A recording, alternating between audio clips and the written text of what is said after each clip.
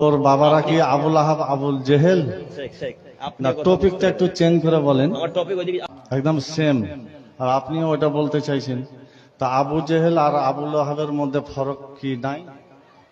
এদের মাঝে বলা হয়েছে না, এরা তো সামনে আছে।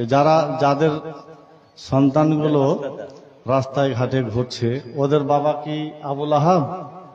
ওর বাবারা কি আবুল আহাব আবুল জেহেল? না, টপিকটা একটু চেঞ্জ করে বলেন। আমার টপিক ওইদিকে, আপনি কথা বুঝতে পারেন না, বুঝেছি। দেখেন, আল্লাহ নবী যখন কোরআন তেলাওয়াত করেন, মুসল্লি, আবার আপনি মসজিদে বসে বলছেন জালসাতে মেয়ালানা বসলে ভালো লাগে। হ্যাঁ, এই তো আপনি মুসলমান। আপনি কেমন মুসলমান আপনাকে চিনি না। আমি দেখাতে চাচ্ছিলাম জাহান্নামে যাওয়ার কারণ, তার এটি একটি। কত জাহান্নামে যাওয়ার কারণ দেখাবো একের পর এক বলতে শুরু করলে আজকে ফজর এসা সব ফজর পার হয়ে যাবে, একটু পেশ করা হবে না, আমি আশাবাদী।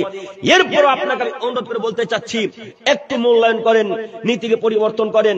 এগুলো যত পুরুষরা আজকে ঘোরাঘুরি করছে, যদি আজকে 10টা পুরুষে একটা কন্যাকে ধাক্কা মারে, একটু চাচা আপনি বুঝতে পারেননি কথা, আপনাকে বলি, আজকে 10টা ছেলেতে ধাক্কা মারে, 10টা ছেলে যত পাপী, আপনার মেয়ে আপনি একাই তত পাপী।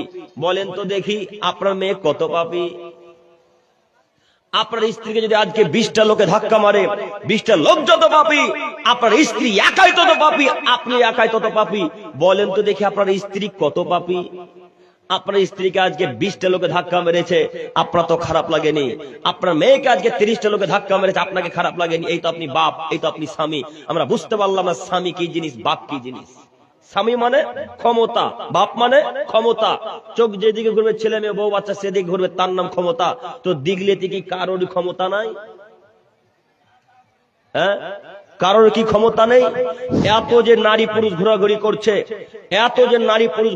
করছে, এদের কারোর বাপ পৃথিবীর বুকে বেঁচে নেই? এগুলো সব কি ইসরায়েলের মেয়ে? কথা বলে না। একটু টপিকটা চেঞ্জ করে বলেন। আপনি বললেন